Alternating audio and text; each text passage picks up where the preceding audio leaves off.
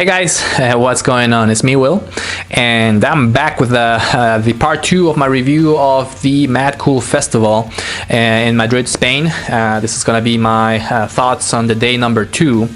And in case you haven't, do go ahead and check out the part 1 of this series of videos where I talked about day number 1 and how complicated and messy it was with the organization of the event back in the first day of the festival. It's in my previous video in my channel, and you'll see where I talked about the really bad weather that we got in the day number 1 and all the issues that they had with the system, with the lights, with the audio. It was a very tough day for the organization of the event for day number 1. So obviously for day number 2 we were really hoping that the weather will improve because obviously they weren't prepared for that much rain that they got on the day number 1. So we went out exploring in the city before the festival, because the festival started later in the afternoon at least, and actually the weather wasn't too bad. It was still kind of cloudy, but it didn't rain. At least in the morning. And we were actually at the record store in downtown Madrid, and all of a sudden we hear this crazy thunder, and we look out the door, and it was not only raining, but it was actually hailing.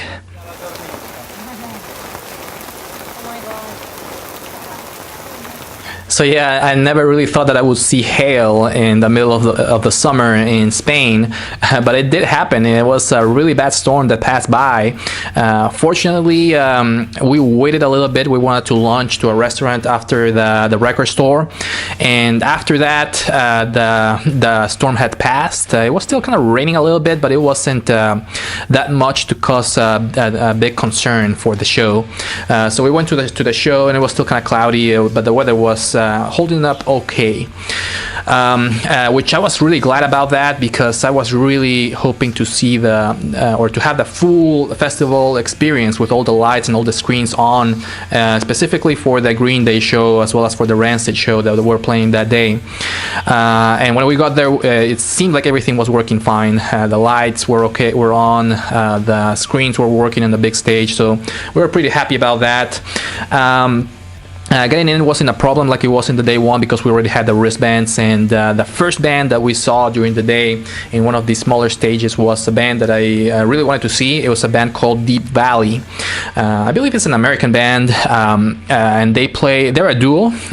They play kind of like a style of garage rock, but very gritty, very raw. Let's check out some clips.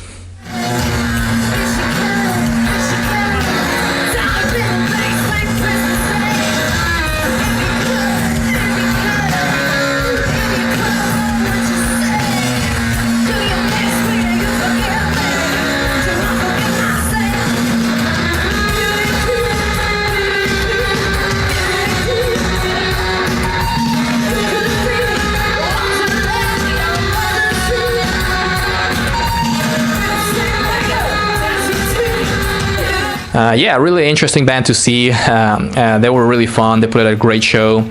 It's crazy how much music they can put out with just 2 members in the band.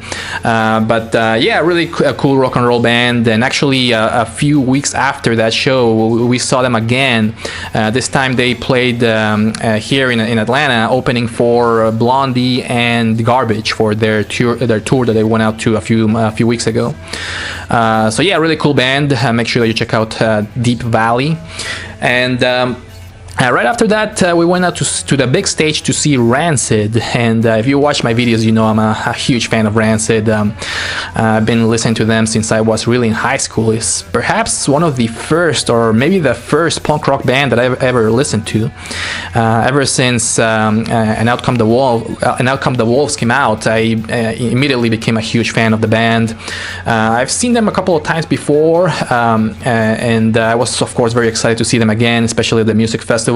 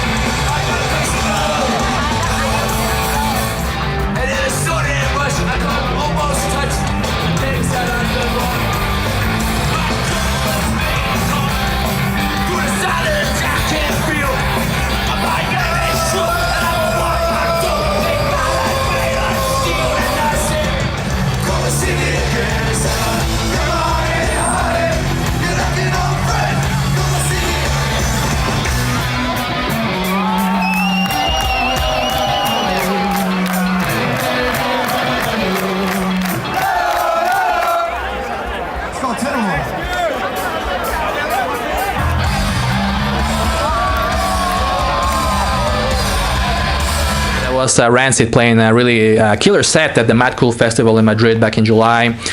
They played a lot of songs from their new album, which is called Troublemaker, which I think I showed this CD before in one of my past videos, but like I said before, this is a killer new album by Rancid. It might be some of their best album in at least 5 or 10 years. It is that good.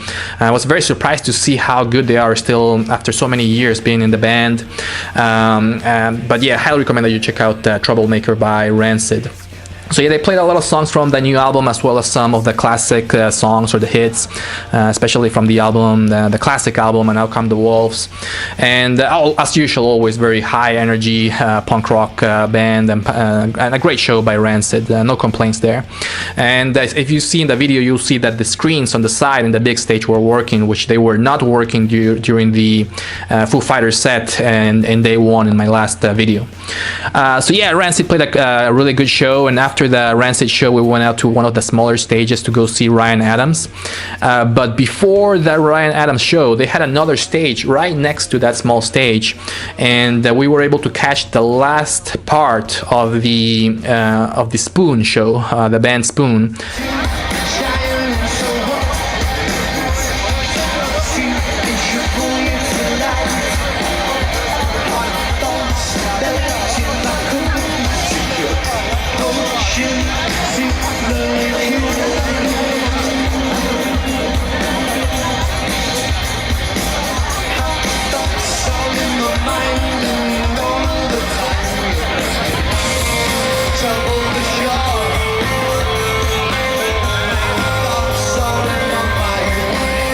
So yeah, I can't say too much about that Spoon set from Mad Cool because I wasn't able to watch the whole show. I was only able to catch that last song, which is actually one of the songs from the new album called Hot Thoughts, which I did not like at all. If you watch my videos, you'll know that I did not like that new album at all by Spoon. But either way, that song Hot Thoughts is actually one of the best songs in the album, and I like that song quite a bit. So it sounded pretty good to me, and at least from when I heard them live in Mad Cool. And I still do think that Spoon is a great band, perhaps one of the best bands right now. It's just that the new album was really weak in my opinion. But anyways, from there we were able to catch the Ryan Adams set that was in one of the stages right next to where Spoon played. And yeah, I've seen Ryan Adams before and at the Shaky Knees Music Festival here in Atlanta, and he played a very similar set over there with some songs from the new album called Prisoner, as well as some of the hits that he has from his previous albums. And you can't really go wrong with a guy like Ryan Adams. He's just such a talented guy with the guitar, and his voice is really good as well. Let's check out some clips.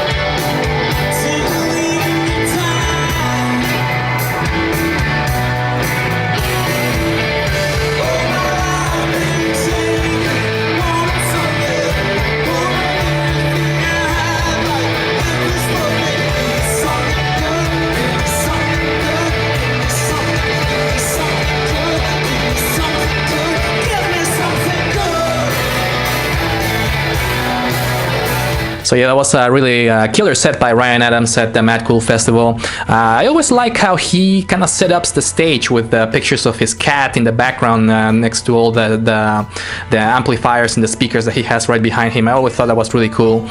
And one thing that I didn't know about Ryan Adams is apparently he gets very disoriented with a lot of lights or with strobe lights. So I think I've heard that's why he wears his hair like that, covering almost all his entire face and his eyes, because he may get a little bit disoriented with all the lights from the stage and from the people taking pictures. So I always thought that was kind of interesting. It's the first time I heard about that when I saw that show.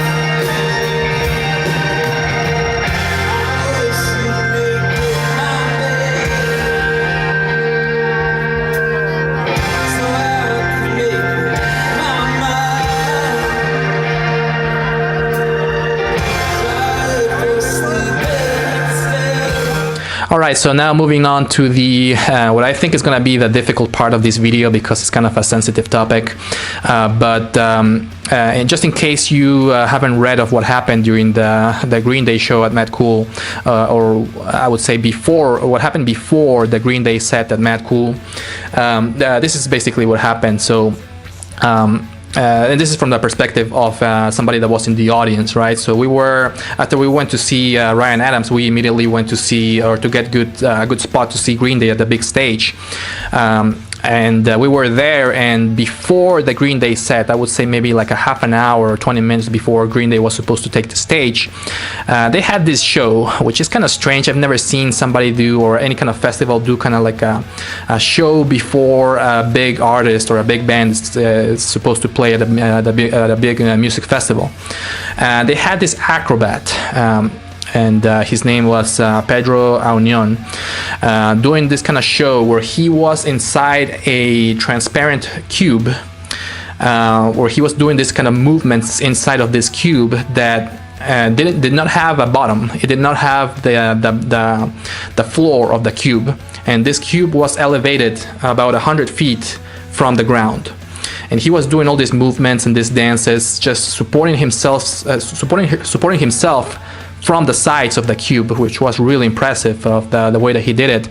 And they had this show before the Green Day set. And what happened was very shocking. Is from somebody that was present there and seeing this was, and now that I think about it, it was really hard to see, where he at the end of his show, he slipped and he fell. I'm not sure exactly what happened. I read something that he was supposed to change the harnesses that the harness that he was wearing from one to another, and when he, at the end of the set, and something happened, it broke, the bungee cord broke, and he fell 100 feet from the air. The cube was elevated by a crane that was almost about the same height as the big stage in the music festival. And so yeah, he fell down, and we were kind of like in the middle, but in the right side, so in the opposite side of where it happened. So it was really tough to see, because we didn't know exactly what happened to the acrobat or to the artist, and we didn't know if he died or he was really hurt.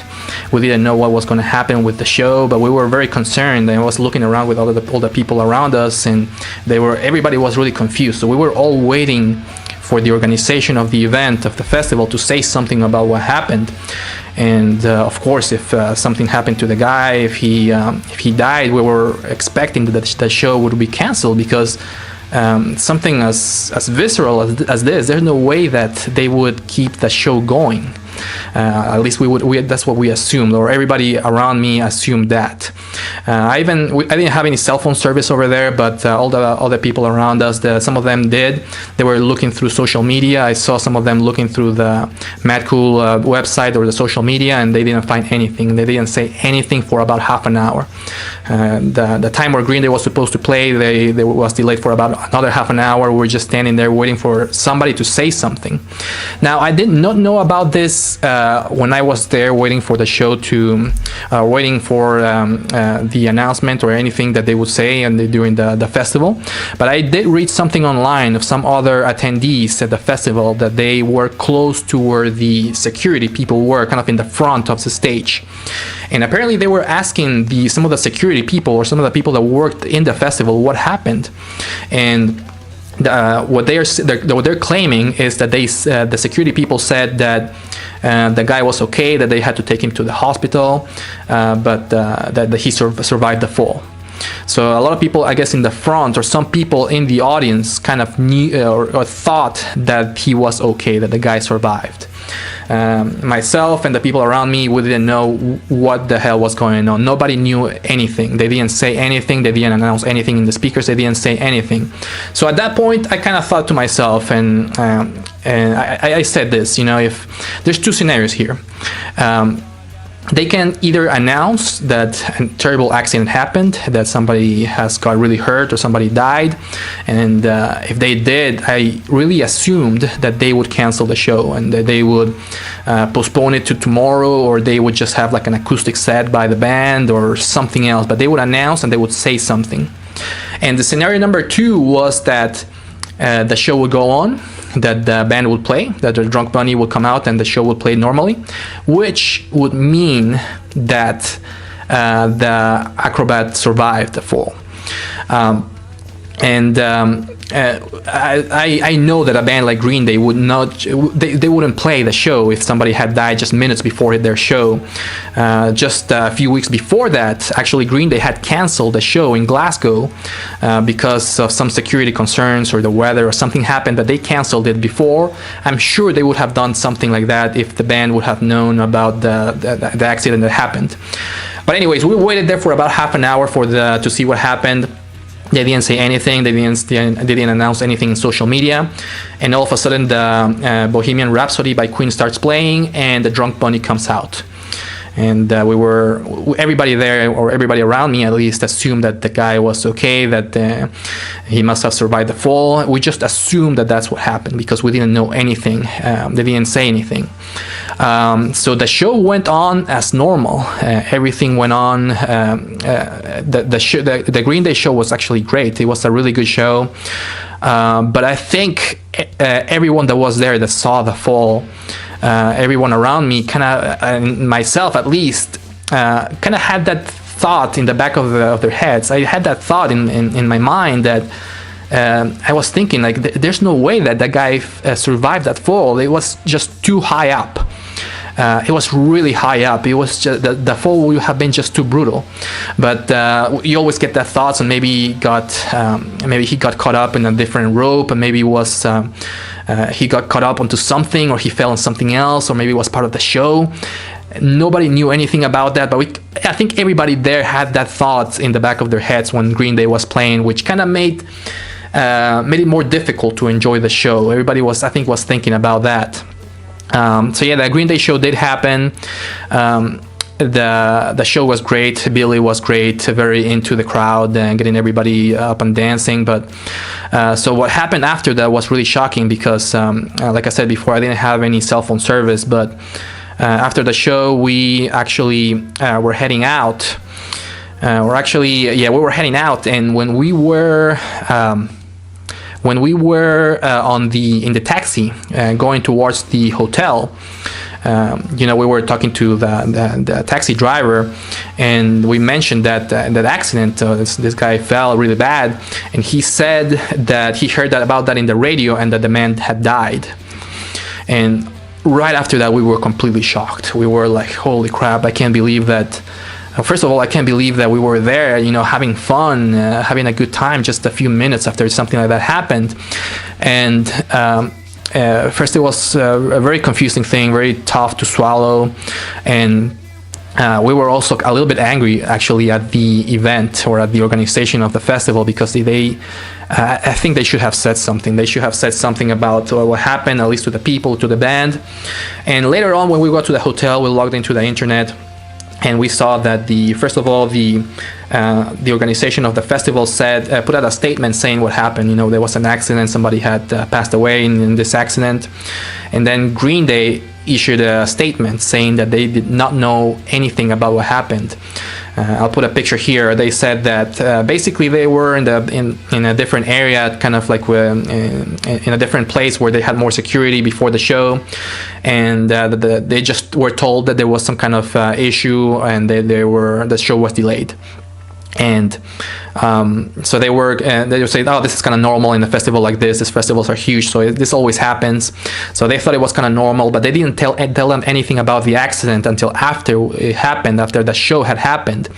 And they also did say that they would have definitely not played the show if they had known that had happened. Which I thought it was also kind of shitty about the organizers of the festivals of not telling the band about what happened before the show.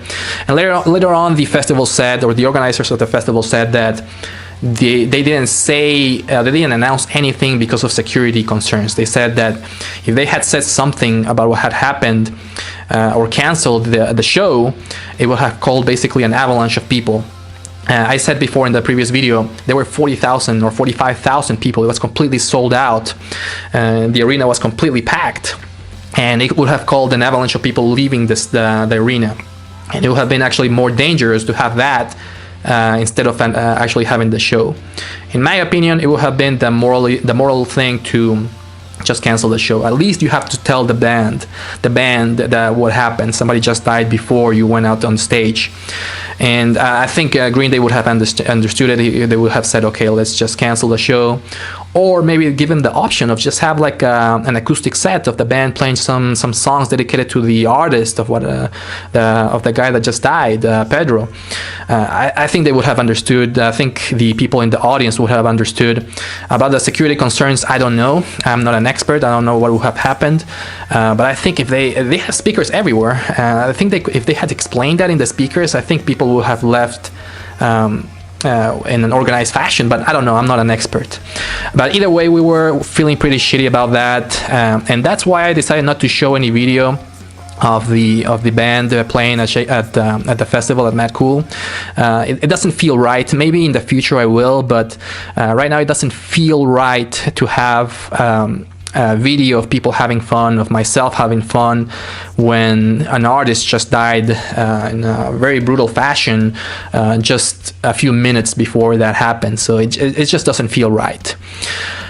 So instead of that, I did still want to show you something about Green Day. I did want to show you a video. Actually, I was digging through my old files in my computer, and I found a video that I shot 7 years ago. This is from 2010. I was actually backpacking in Europe. Actually, I was in the Czech Republic, and when I was there, I saw that Green Day was playing a show there back in 2010. This was for the 21st Century Breakdown tour, and of course I went to the show. I got me some tickets and I went to see Green Day at the Czech Republic, and I shot this short clip of Billy Joe playing an acoustic version of Redundant, which is a great song from Nimrod, which is it was at the end of the show. And back then I didn't have I don't think I even had a smartphone. I had a really crappy point and shoot camera, so the video quality might not be the best, but check out this. I did want to show you something about Green Day in this video. Let's check out a short clip that I shot almost 7 years ago from Green Day.